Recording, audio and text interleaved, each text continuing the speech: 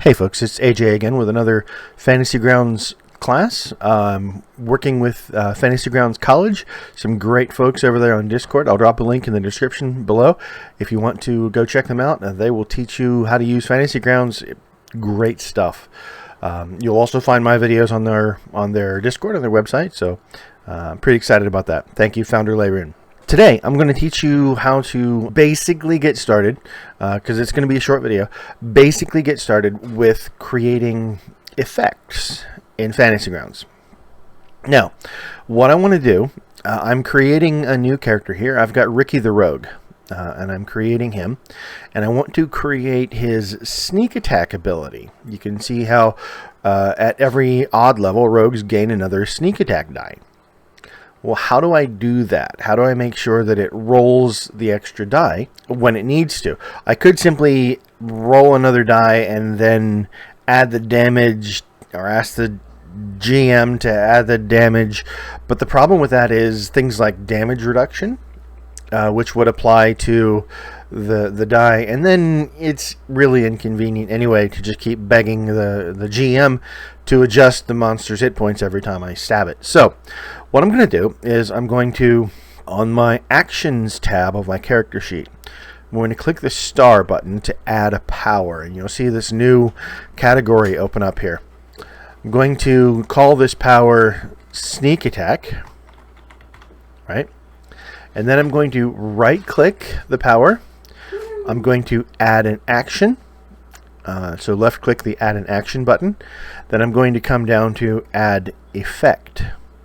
Now, next to the effect line that appears, there's a magnifying glass. I'm going to click the magnifying glass, and in that description, I'm going to type capital DMG colon space 1D6.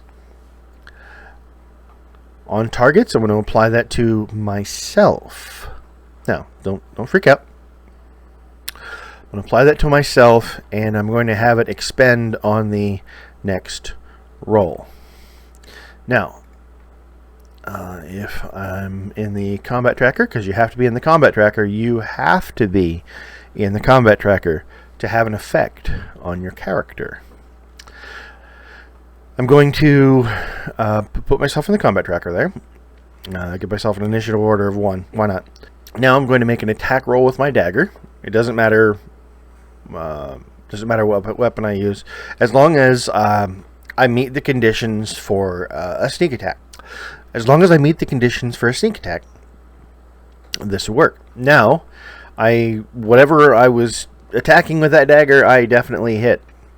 So, down here at the bottom where it says Mode Standard and then Display Group, I'm going to click the word Group until it says Actions. All right, I can close this to sort of collapse the power. Now I can click the effect, which, as you can see here, will apply 1d6 damage to Ricky the Rogue, and you'll also see that effect in the combat tracker. Now, when I roll damage with my dagger, Fantasy Grounds automatically takes that into effect. It even types or colors the sneak attack die purple to let me know that it's an effect. There are all kinds of effects that you can add to your character. Many of them are already coded in Fantasy Grounds. So, for example, if I have, if Ricky the Rogue suddenly becomes incapacitated, I can simply click, drag, and drop that effect onto Ricky. Now, that's not going to affect him mechanically, but when his turn comes up in combat,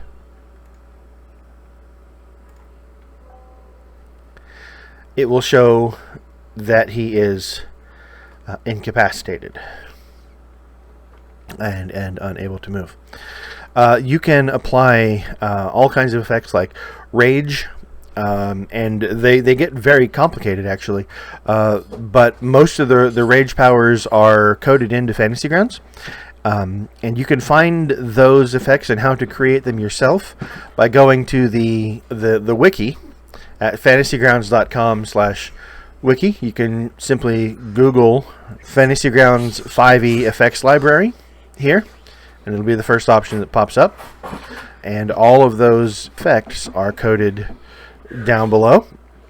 You can do all kinds of things like adding advantage or disadvantage on a saving throw or on initiative.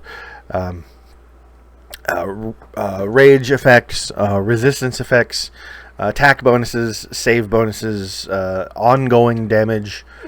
So give that a look. Thanks a lot.